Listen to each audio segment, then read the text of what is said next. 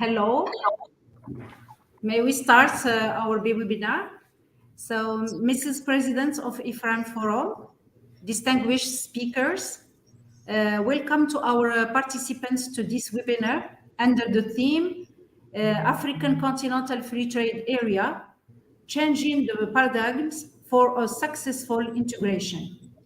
First of all, I would like to thank Ifrane Forum for this initiative. The theme is very important and crucial to the development of our continent. And also, we would like to thank our prominent speakers. They offered generously their time so as to share their thoughts and opinions. So our theme, changing paradigms for successful integration with the African Continental Free Trade Area. It's a long process, as you know, starting since 1964. If we come to January 2022, we are at the 8th Ministerial Council meeting. We have several tools and announcements that they are very encouraging. They are talking about encouraging R&D, about $1 billion at the Afrexim Bank at the service of the integration of the value chain integration in Africa, about cumulative origin rules for strategic sectors such as automotive industry, and also about inviting all the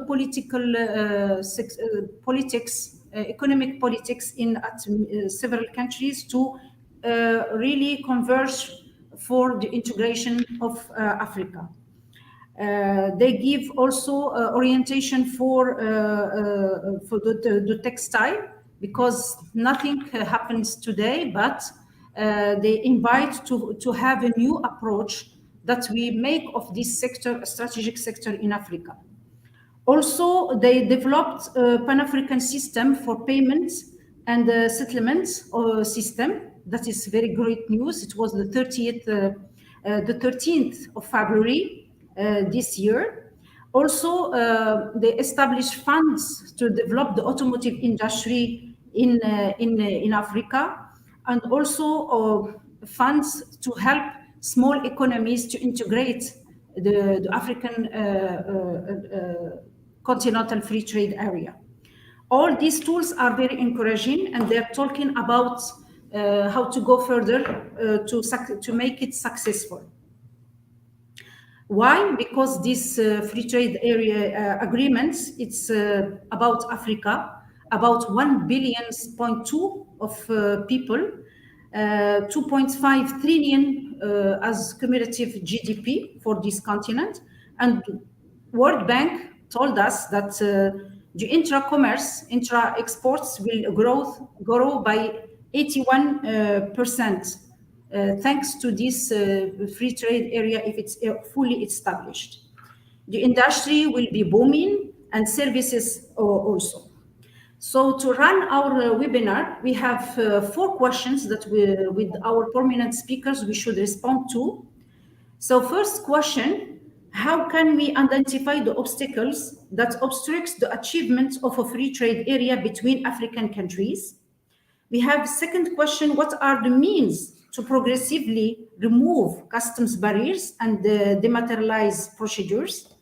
Third question is how to better identify the challenges of the FTA and help different parts of the chain to fully benefit from its benefits. And for the fourth question, what are the new stakes of regional integration in the COVID-19 period? So for these 4 questions, we have 3 prominent speakers. May I introduce them? We have Mr. Amin Idris Adoum, Director of Program Delivery and Coordination at AUDA, NEPAD. He's graduated from London Business School. Welcome to Amin. And he worked in several organizations at African Union. And he is now in charge of accelerating quality and implementing delivery of programs in infrastructure, energy, environment, trade and industry, education, human capital development, innovation, and technology. The second speaker, we have Mr. Zayan Adoui. Welcome to Zayan, Managing Director for Centurion Law Group's AFCFTA desk. He's oil and gas specialist, large coverage of more than 25 projects and in 12 sub-Saharan countries. Last but not the least, Mrs. Marie Providence Mukangu. She is Master of Law and a Bachelor also of Law. And now she is an international trade law at UNCTAD, provides support to eliminate non-tariff barriers, increase regulatory transparency, and promote industrial diversification.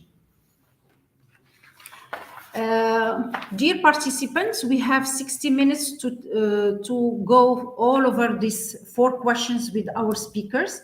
We may give 12 minutes for each question, and we will leave 12 minutes to debate and to give the floor to our participants to enrich this exchange.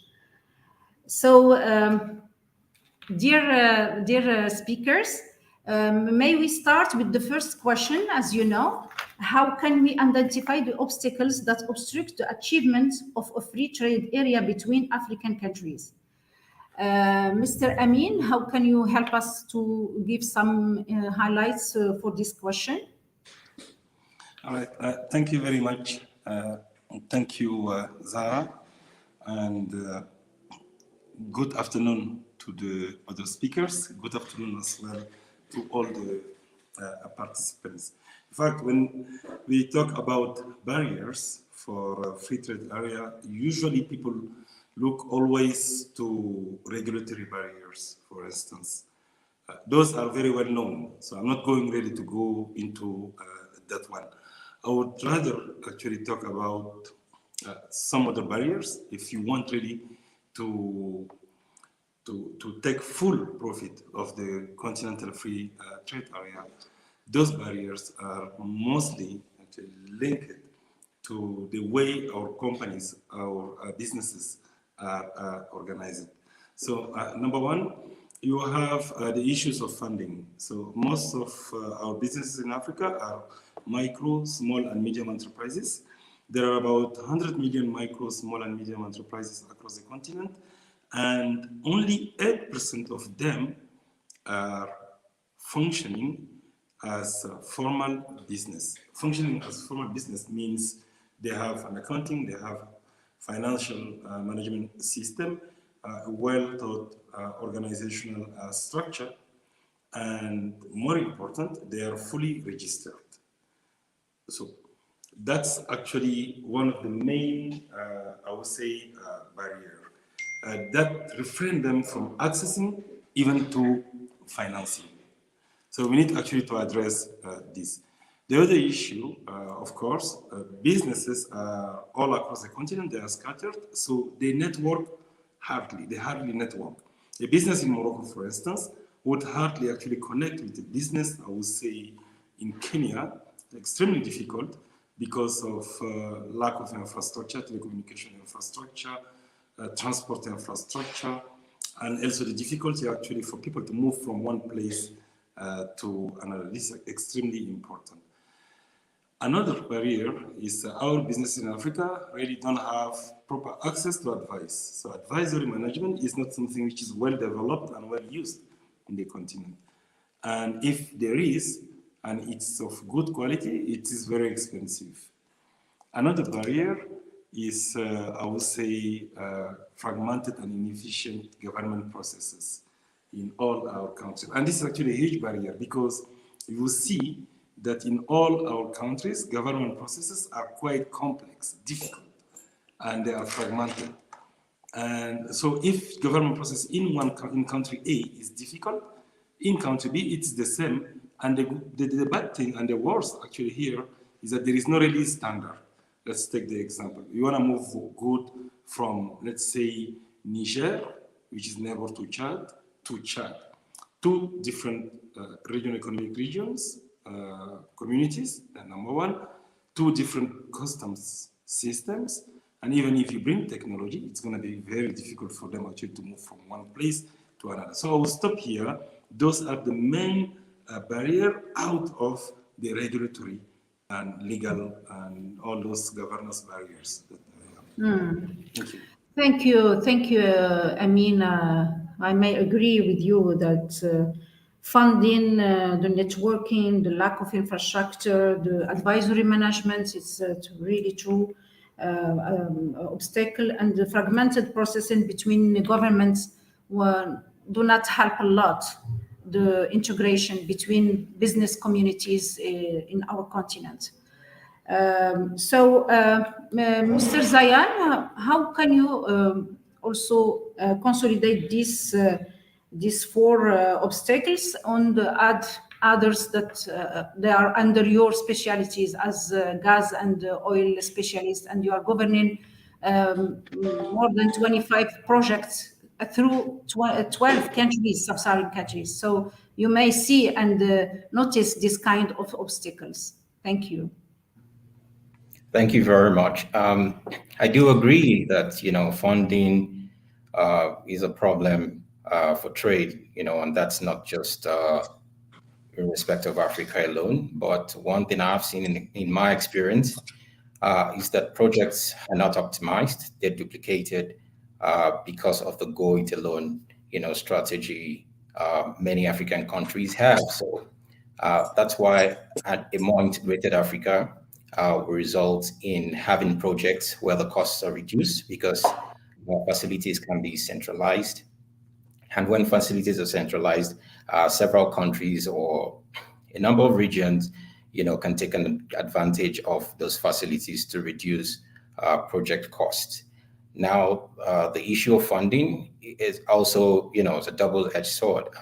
Bankable projects will always be financed. So why funding will be difficult is because you have projects that are not, bankable, or the costs are too high, or when you consider the net back economics, you arrive at something that's not, what financing. And so when we talk about reducing tariffs, I think that should be able to assist in reducing that problem.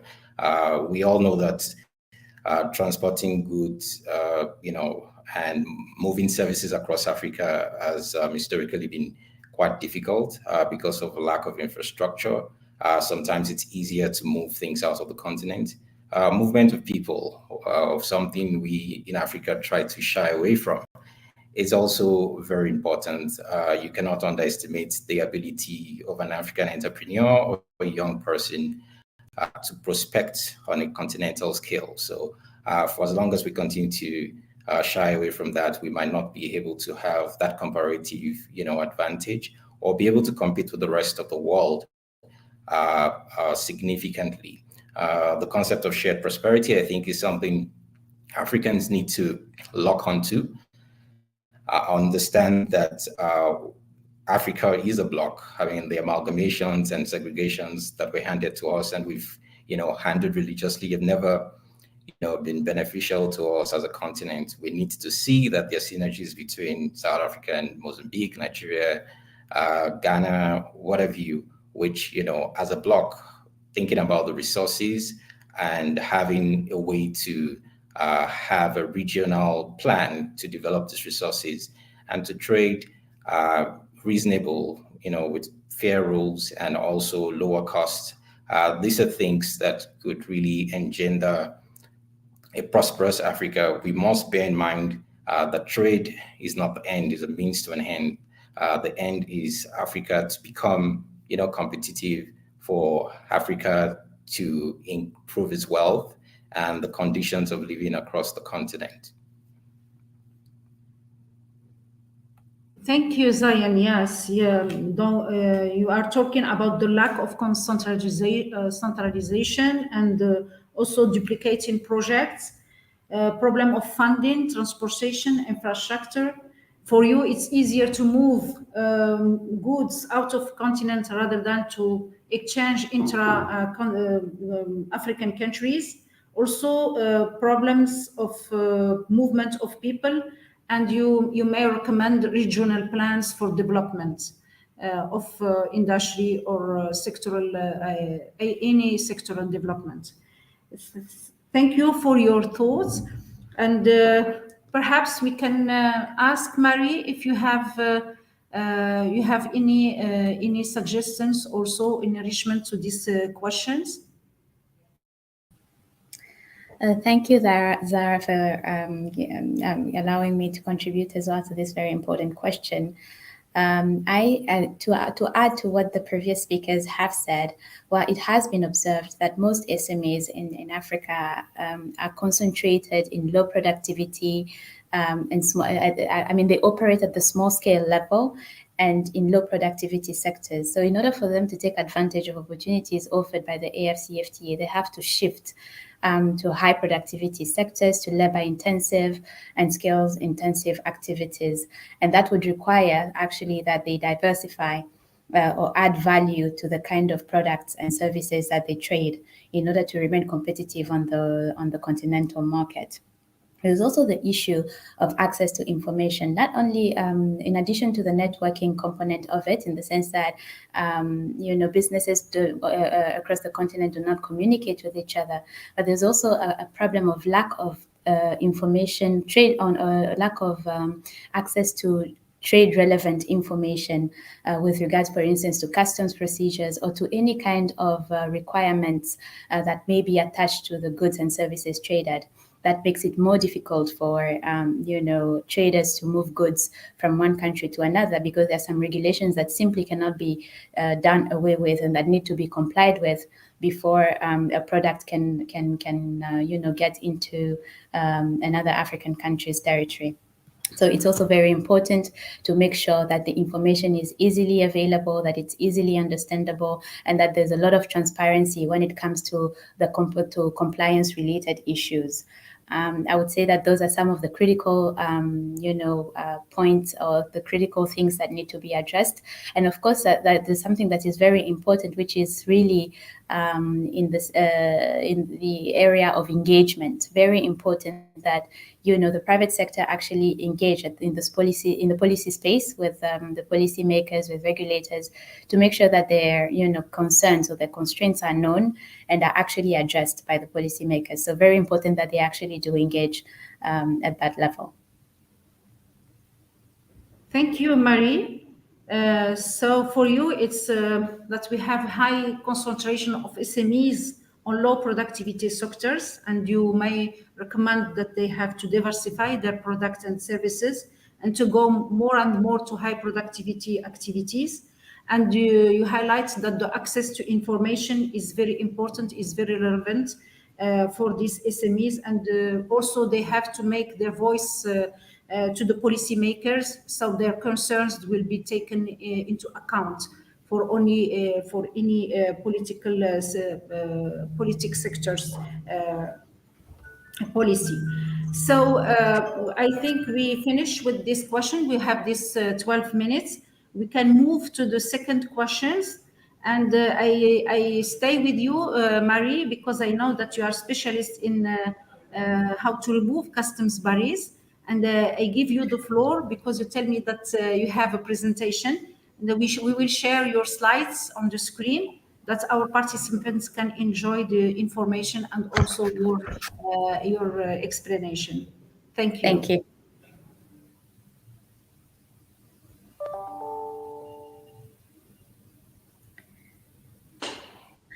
So today I'm going to be presenting on a very important tool that was launched to support the implementation of the African Continental Free Trade Area, and that is the non-tariff barriers reporting, monitoring, and eliminating mechanism. Next slide, please. So the mechanism was actually launched at the launch of the operational phase of the AFCFTA in Niamey. In July 2019. The other operational tools, of course, were launched. You mentioned earlier the Pan-African Payment and Settlement System that was officially launched earlier this month by the AFCFTA Secretariat and Afrexim Bank. You also have the rules of origin, the online tariff negotiation portal, and of course the African Trade Observatory. But the focus, of course, of this discussion today will be on the AFCFTA non-tariff barriers online mechanism. The NTB tool has been designed, of course, to support the implementation of the AFCFTA. And I'd like to highlight that the tool is operational now and can be used. It's free and accessible to all.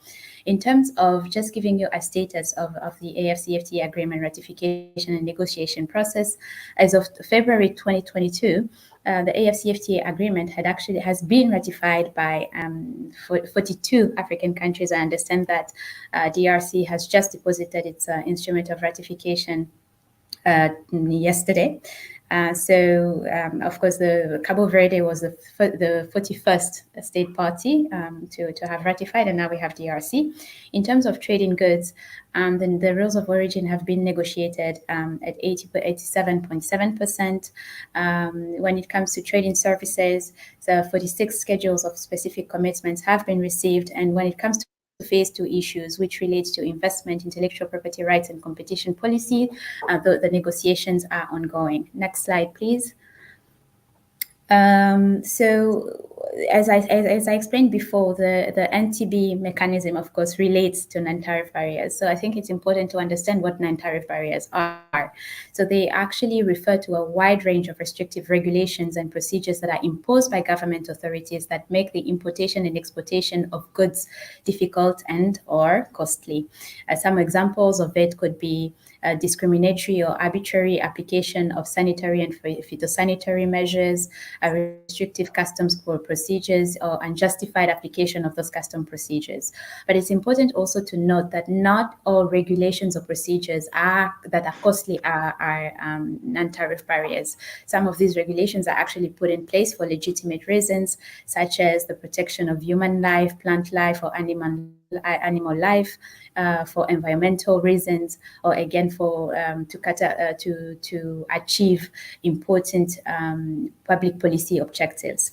So key really is to make sure that such measures are not unnecessarily restrictive or discriminatory in their application. Well, of course, studies have also shown that the impact of non-tariff barriers was much more significant than that of, tariff barriers, and that the removal of non-tariff barriers would actually have African countries benefit 4 times more than they would benefit by just removing tariffs, or by just liberalizing tariffs. In terms of just understanding the structure of the agreement, you have the AFCFTA, the framework agreement, and which also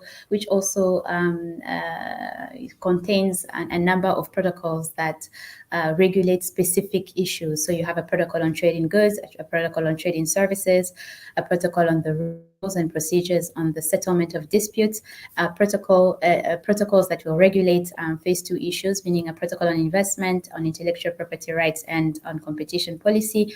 There's also a protocol on e-commerce that will be negotiated soon. And just recently, heads of states and governments of the African heads of state and government have also included women and youth within the ambit of the AFCFTA, within the scope of the AFCFTA. But now what is related to the NTB mechanism, if you can go back to the next slide, please, is actually the protocol on trading goods, which contains a number of annexes, and of course appendices. Next one. The annex that is really relevant to us in this instance is the Annex 5 on non-tariff barriers.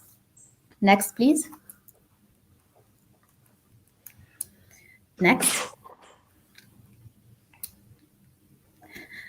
So what does the Annex 5 on non-tariff barriers provide for? It provides for an institutional structure for the elimination of non-tariff barriers. It provides for a general categorization of non-tariff barriers in the AFCFTA. It provides for the reporting and monitoring tool, and it provides also for procedure that will facilitate the resolutions of NTBs that have been reported. Next. In terms of institutional structure, in terms of just the legal background or the legal basis of, the identification of non-tariff barriers, you have Article 12 that provides for the identifying, reporting, resolving, monitoring, and elimination of non-tariff barriers. And that has to be done in accordance with Annex 5. And of course, Annex 5 provides for that mechanism. And you have a provision that specifically states that any state party or economic operator may register a complaint or a trade concern through the mechanism that is provided under Annex 5. So as I said, again, I reiterate that the mechanism is open to all and it's free and it's actually operational. So in terms of institutional structure, 3 institutional structures have been put in place. You have 1 at the continental level and 2 at the national level. At the continental level, you have the NTB coordination unit. At the national level, you have the national monitoring committees, and you also have the national focal point. So the NTB coordination unit sits within the AFCFTA Secretariat, and its main mandate is really to coordinate the elimination of non-tariff barriers that have been reported on the mechanism, and therefore has to collaborate with the different institutional structures that have been established under the annex for that purpose. The National Monitoring Committee is actually a very interesting structure because it comprises both members, a number of stakeholders, including representative of the private sector and representatives of the government. And the role of the National Monitoring Committee is to work with the national focal point in the monitoring and resolution of non-tariff barriers that have been reported. And of course, you have now the national focal point who has a number of functions, namely to coordinate the implementation of the NTB mechanism. He also provides secretarial services to the National Monitoring Committee. He or she facilitates the removal of non-tariff barriers. They basically does the follow-up to make sure that the non-tariff barrier that is being reported has been resolved. And he or she is also responsible for tracking or monitoring NTBs through the utilization of reporting tools. Next, so in terms of the appendices, the Annex 5 has 2 appendices. You have the first appendix that provides the general categorization of non-tariff barriers. So it provides for 7 categories with subcategories. I will not go into that because of time constraints. And now you have the second appendix that actually provides the procedural process for the resolution of the NTBs that have been reported. So you have 3 phases to the resolution. The first phase is actually the request and response on a specific NTB that requires some kind of interaction between the focal points of the countries that are involved by the NTB or that are concerned by the non-tariff barrier that has been reported. So it's basically a consultation process where the 2 parties try to find a solution. But if they fail to find a solution at that on the first phase, they have to resort to the second phase of the resolution, which is to use a facilitator to resolve the complaint. And if that process also fails, then they have to resort to the dispute settlement under the terms of the protocol on dispute resolution or dispute settlement within the framework of the AFCFTA agreement. In terms of the implementation timelines, the tool has been developed. Of course, the AFCFTA agreement had entered into force, which means that also the operational, the tool has become operational. All the national focal points have been identified and trained. And as of 1st of January 2021, which marks the start of trading under the AFCFTA, the mechanism became compulsory. This slide just provides the different links to the mechanism. So I actually invite you in your free time to go and actually explore the mechanism and look at the different options that are contained therein. I would like to think that it's a fairly easy tool to use, and the only requirement really is just to create an account within the system. Then it becomes easy for the users to report the NTBs they face when trading. Next, please. So the next 3 slides actually gives you an idea of how the mechanism looks. Now, the slides are in French, but that doesn't mean that you cannot change the language. You actually have an icon to your far right, the option of language, and then you can change it either in English, in Arabic, basically in the AU languages. And then you have different options, of course, different options that you find on the tool itself, namely information about the tool, the different categorizations, and the mechanism itself. And then you have also options to check the status of the NTBs that have been resolved and the ones that are ongoing. This is all within the context of transparency that is being that is one of the foundations of the AFCFTA agreement. And of course, Marie, we have more slides, or we can. Certainly. Okay. So, I will not. I don't have time to actually show you how the mechanism works. But what I would say is that it's important for you, in order for you to be able to report an NTB on the mechanism itself, you have to register on the system. And after that, it's fairly easy for you to report the NTB on the system. So what happens when an NTB is reported on the mechanism?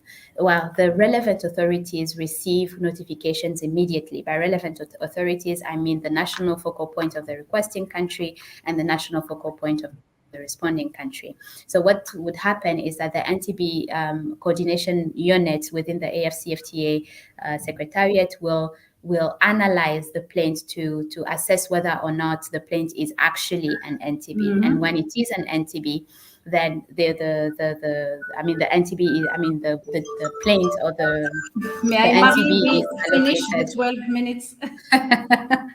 Oh wow, yes. Well, there's a lot to say about the mechanism, but basically there's a process to it that makes the reporting of NTBs online to be in real time, and the resolution also to be a little bit interactive. What I would say is that in terms of timelines, and that's my last intervention, it would depend on the complexity of the problem that is encountered at the borders. So if it's just a problem of misapplication of a regulation at border points, then that's something that can be resolved quite fairly quickly between the different national focal points. But if the matter is so complex as to require, for example, that Parliament enacts a law or amends a law, then of course that would be a little bit more problematic. But that doesn't mean that countries cannot take provisional measures to make sure that the traders do not, the losses to the traders are minimized. So there you go. You have a tool that you can use. And I encourage, of course, the private sector to utilize the tool, because then if it's not utilized, it will not be able to fulfill the purpose for which it was designed. Thank you. Thank you, Marie. At least we understand that we have a tool, the NTB coordination unit at AFCFTA Secretariat. We have a governance. And if we remove the NTBs, we know that we will gain $20 billion of exchange. That is great. Well, that's an estimate. Yes. An estimate, good estimate. So, Ms. Amin, you have something to add? 1 minute, please. Not really, because I'm not an expert of barriers. Yeah, just a comment. But yeah, typically, I think it's important as a comment. I will say I think previously one of the speakers was talking about the lack of good projects. I would say lack of good and sound project preparation. But that's actually for a huge investment, basically. But when it comes, 100 million businesses in Africa are MSMEs, micro, small, and medium enterprises. Yes.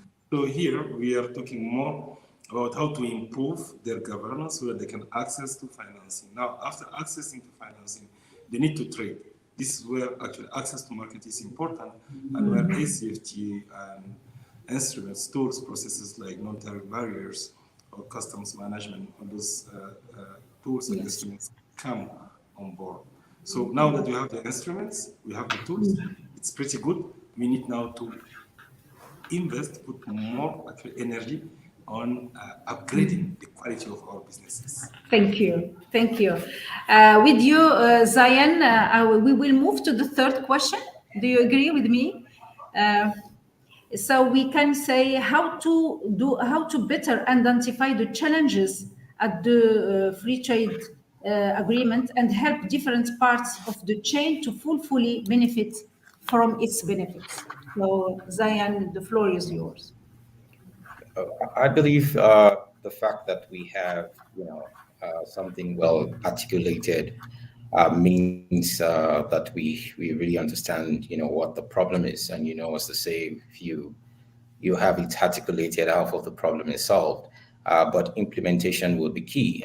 When you think about non-tariff barriers, for example, system of enforcement or would be important, because identifying the non-tariff barriers, which are varied and could be as creative as possible, would not be sufficient to ensure that these barriers are removed. I think one thing we have as an advantage at the time the AFCFTA is coming up is technology. So there's an opportunity to eliminate the middleman, an opportunity to have real-time feeding of information, data aggregation, and that helps now for people to onboard what their experiences are. I think systems can be better automated to eliminate the issue of middleman, if I can just use that word again. And with that, we're able to better identify, what the issues are when the AFCFTA fully, comes on stream, and the private sector especially is taking full advantage of it. I think one of the speakers mentioned before that the private sector must really buy in. It must not be left to the intergovernmental stage or international organizations.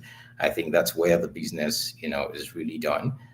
Money in the hands of the private sector is much more efficient. That means any factor you put in the hands of the private sector by removing barriers and enabling them to prospect properly, and whether SMEs or larger business enterprises, the ability to really play within the space will develop the continent in terms of job creation, in terms of transfer of technology, also reducing the costs of projects, of business generally.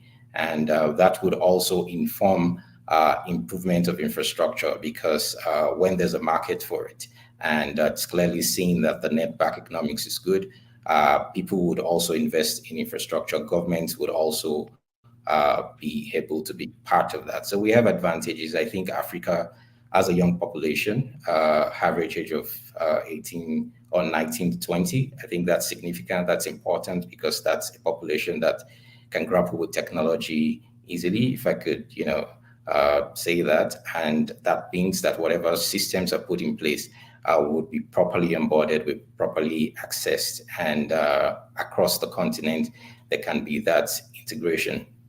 One other thing I'll say is I believe that leadership is very important, more than ever before. In Africa, there are specific organizations that are charged with ensuring that this sees the light of day and things work together. But I think leadership would make the link between the organizations, between the policies around it, between the AU and people on ground, and must buy into that concept of an integrated Africa being an opportunity for prosperity for all Africans. I think it's very important for this to really gain traction. Really, thanks, Zayan. Yes, you are saying that we have big assets to explore, yes, and to exploit for our free trade agreements.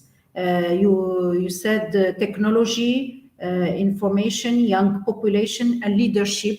All these are they are Africans. So why not to explore them, to have to identify, to go further than the challenges that we are facing to integrate Africa.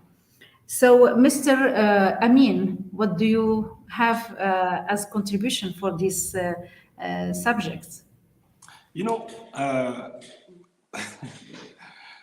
My all my contributions for the last 3 years during the preparation of the AFCFTA. As part of the team, actually, when I was in the African Union Commission and I came to Odanepa to be part of the team actually that prepared and launched the AFCFTA. But all my contribution was focusing on only one area. How do we support and grow our micro, small, and medium enterprises? And let me tell you why, in fact, I do believe that the future of Africa is within MSMEs. We have 100 million MSMEs, I said. Those 100 million MSMEs in 2019, for example, they accounted for 335 million jobs in the continent. When you compare them with large companies in Africa accounted for about 65 million jobs, and all African governments put together accounted for 60 million jobs.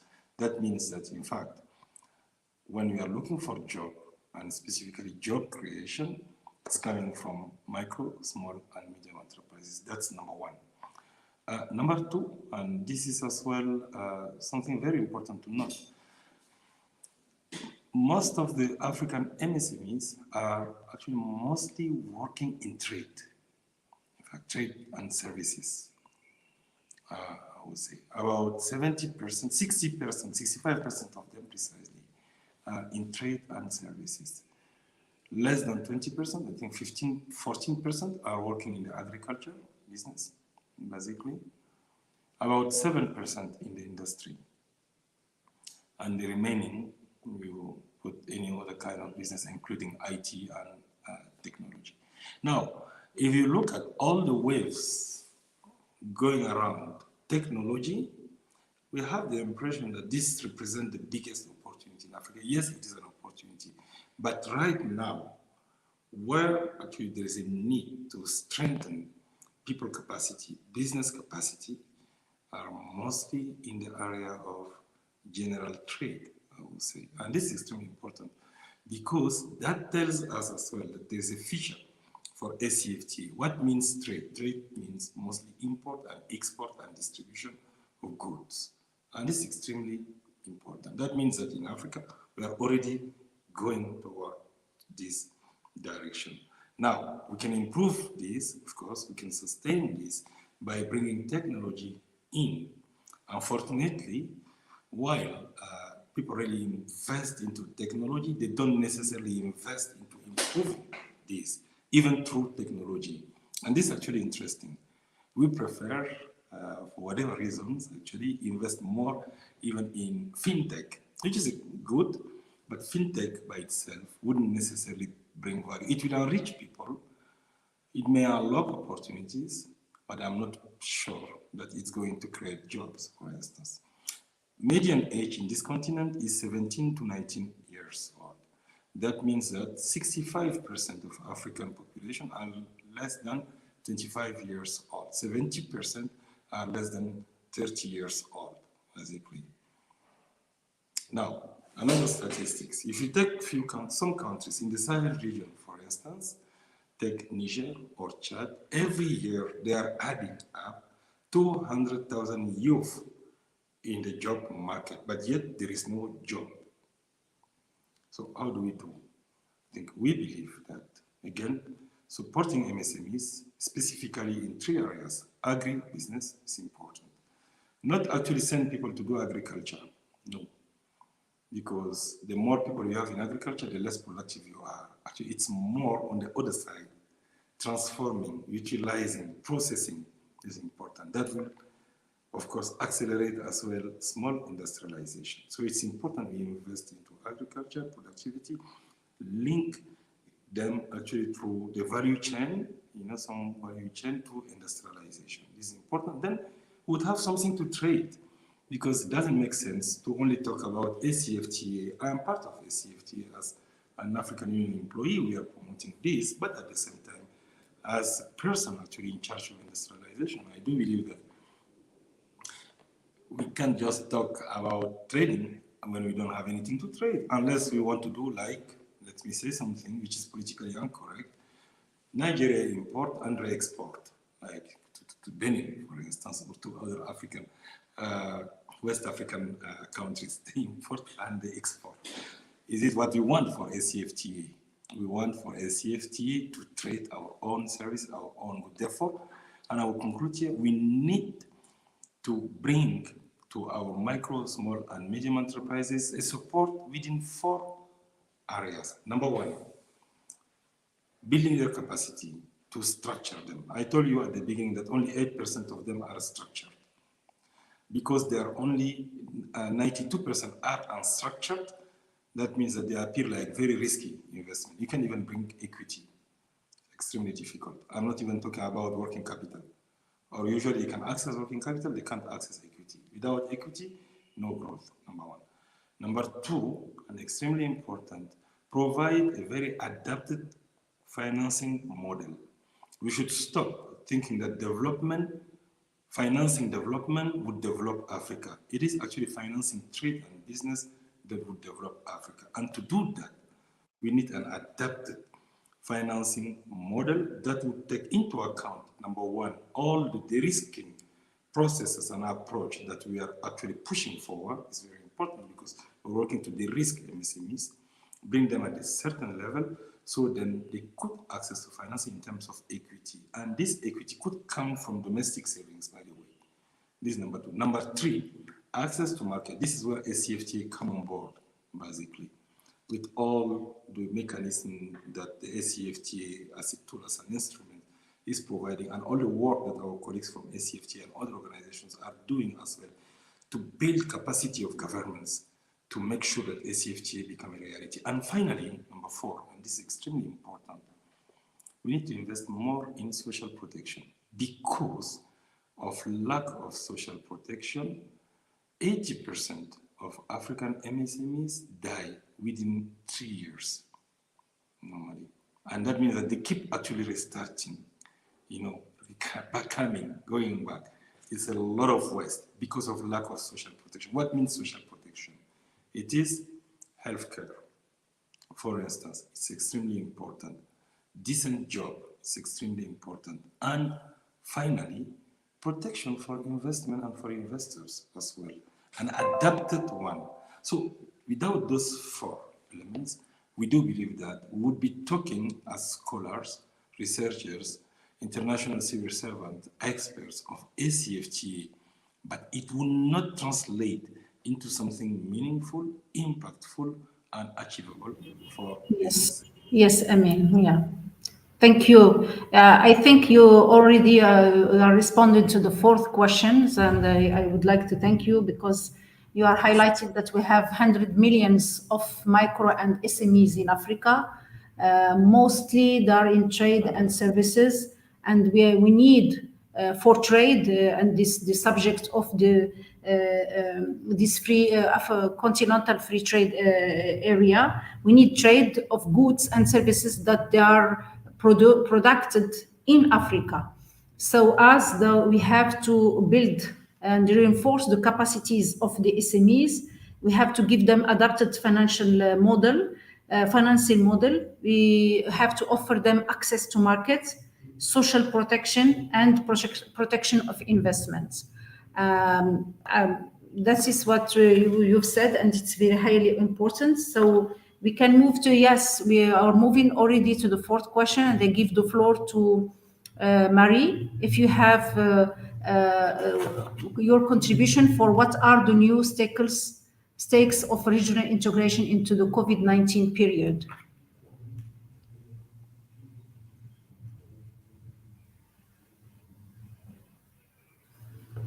Marie is off. Oh, can you hear me now?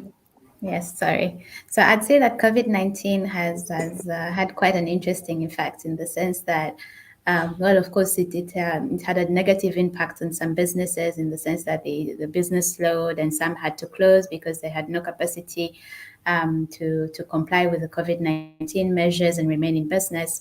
But it has also brought to the forefront the importance of e-commerce, in the sense that now you use a different platform or a different tool, to conduct your business. E-commerce actually does have a lot of advantages, in the sense that it allows businesses to scale up, right? It allows them to improve their efficiency, in terms of even the delivery of services that they provide. So it's something that, and I would say it's really relevant also for the youth. It's something that should be leveraged further and should be considered, especially in the context of the AFCFTA. So yeah, I'd say, well, thank you. Yeah, thank you, Mary. I give the floor to Mr. Zayan because he talked a lot about technology as a really foundation to be developed to consolidate the objective of African continental free trade area. So, Mr. Zayan. Okay, firstly, I just want to share perhaps an unpopular opinion about the proliferation of SMEs.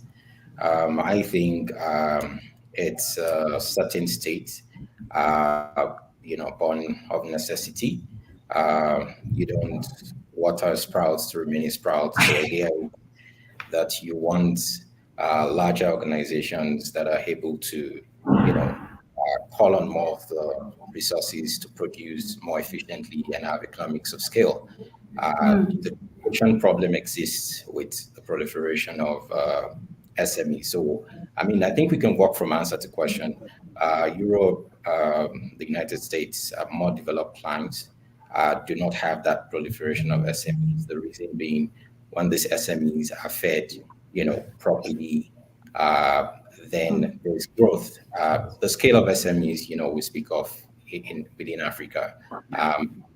What we have termed SMEs, within Africa would perhaps, I know Mr. Amin Ney wants to get in on this, but the fact is, with your permission. Yeah. So, well, Yeah. the fact I mean, yeah. Sorry, I'm Mr. not my SMEs. Continue on the way. Yeah. I must say that there's a role for larger organizations, especially if we're talking about trade across the continent. We have to talk about business enterprises that can actually be involved in the value chain, in several jurisdictions, also pitching in terms of infrastructure and things like that. Of course, we need to provide, opportunities for businesses to thrive, but we must have a project for Africa because this is having the trade area also informs Africa being able to compete as a bloc with the rest of the world. So we are basically at stage one. There are several other stages to consider. And perhaps if I can say here, I think we have to be more ambitious in terms of setting timelines. And for example, that timelines we've set in 1991 for 2027 would not have taken into account what happened in 2019 and 2020. Now we've set target for 2063. That's so many years down the line. We need to be bolder in terms of, our ambition and the targets we set for Africa. It has to be a program and a project. I believe it has to be more concerted. I feel the moving parts exist, but this has to be more coordinated, and we have to have an end in sight. As I said before, trade is a means to an end. The end is actually African prosperity, the fact that Africa can compete as a bloc with the rest of the world. We have the resources for future industries. What is our project so that Africa... Mr. Zayan, we have only 7 minutes left to last our webinar. If you may resume, please. Sorry, just a few more seconds. For resources for the future, as I said, we will just send raw materials once again, or are we going to be involved in the entire value chain? That's why we need a program, we need a project, and we must not think too small. Yeah, I agree that we need companies that they can run huge projects for Africa because we need infrastructure, we need ports, airports, we need roads, and this could be run only by champions. But for it's SMEs, it's job creation for the youth, and we are more than 60% less than. The floor is yours. Yeah, but it's not just about job creation. It's also about innovation. Take Germany. 60% of jobs in Germany are actually powered by micro, small, and medium enterprises. This is just a fact. right? In Yeah, but Africa, very strong SMEs that don't die within 3 years, as you said. no, I know, but the thing is that because they have the mechanism that sustain Yes. micro, small, and medium enterprises. Like the US, like France, if you look at actually the exports from Europe or from the US or even from China to Africa, it is their SMEs that are exporting in Africa. The share of export from big corporation is quite small. How many cars are we really importing? Or how many phones are we importing? Actually take those phones. Those are the things that we see. But most of the goods and services, and especially services and consultancies, are coming directly and provided directly by micro, small, and medium enterprises from European countries. Now, they have made sure that there is a mechanism, or there are tools that support MSMEs, because MSMEs are the ones that are driving their businesses. It's the case for France, it's the case for Germany, it's the case for Japan. Developed economies are developed because of the strength of their MSMEs. And MSMEs are the ones that drive innovation. And you know well, as I am, Silicon Valley, by the way, is the haven of MSMEs, right? Everything starts there when it comes to technology and innovation, and they are all micro, small, and medium enterprises. And when they reach a certain level, they can actually be absorbed or scaled up because we have. Yeah. And it's important not to miss this point. Thanks. Mrs. Amin, thank you very much. And we can ask now our participants if they have any questions. In French or in English, you are more than welcome. We have several questions, but they're too large. Someone asking for what projects are you suggesting for youth in Africa? So, Amin, are you leaving?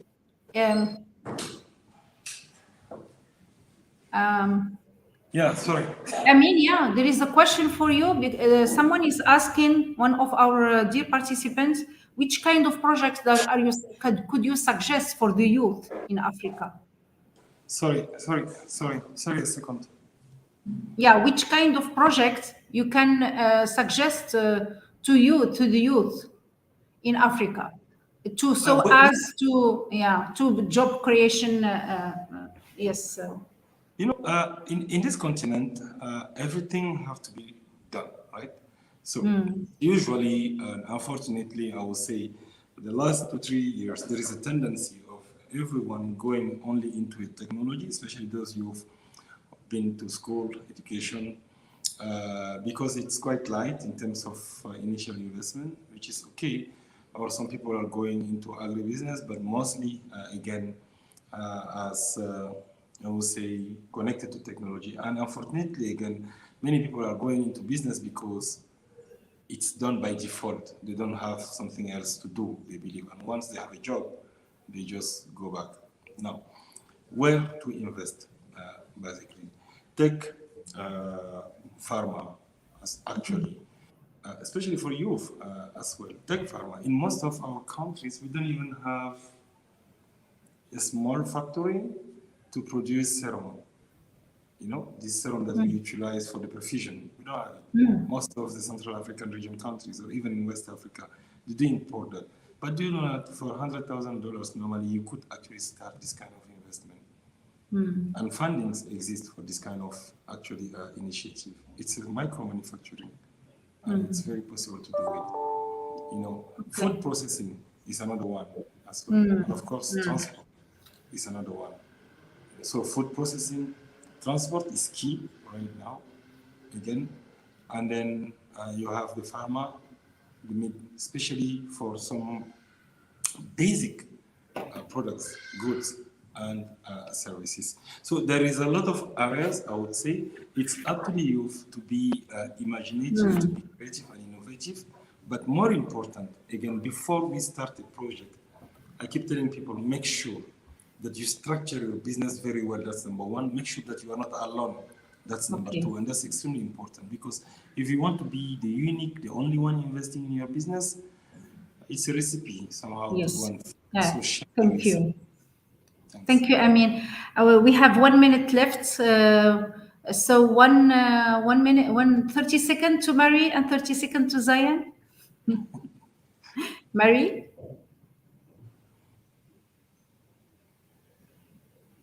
Thank you. I'd say if it's about the last messages, I would encourage the participants to utilize the AFCFTA NTB tool as much as possible and actually give it a chance, right? The idea is really to provide the private sector with a platform where they can have their voices heard or the issues that they encounter at border resolved. So the institutional framework is there, the processes have been put in place, the tool has been developed. Please use it. It's operational. Thanks. Thank you, Marie. And Mr. Zayan? Yeah, just to say as well that within the context of what we're discussing, which is trade, to be able to trade internationally means there's some level of production, and then seeking markets, within a larger framework and that opportunity. And that's why assessment of SME comes in. That when we're talking about intra-African trade, you need bigger clusters to be able to, go outward rather than stick with the system. We have to be careful with comparisons with the US, for example. The US is the largest economy, and within that economy, there are no barriers, no matter, how many of them you have. So we have to understand the concept of trade, that opportunity, engender opportunities for trade, and looking at the net economics, I feel the small enterprises will go bigger and be able to trade across the continent, be able to have technology development and bigger opportunities for the continent at large. Thank you, Mr. Zayan. And Amin, your word, your message? Again, for me, my message to everyone, yes, ACFTA is a huge opportunity and we should actually really take it. But we would be able to take full advantage and profit of ACFTA only if we improve the quality of governance in our countries, that will support actually the construction of positive and sound business environment. And that's extremely important. Yes. Without governance, there is no really ACFTA at the end of the day. Yes. Great thanks, dear distinguished speakers, dear participants. I think we had a very fruitful exchange, debate about this changing the paradigms for successful integration. We heard all our speakers talking about the big assets that Africa is enjoying, youth, technology, all resources that we have, natural resources and everything that we have, all chances to go ahead for a free trade and full integration of so many sectors. So I think we have a great message for this great opportunity for our continent. So I reiterate my thanks to the Ifrane Forum for this initiative, and we hope seeing you soon for another webinar about this challenging subject. Thank you. Thank you very much. Thank you. Thank you, Marie. Thank you, Zayan. Yeah, thank you. Bye-bye. Bye.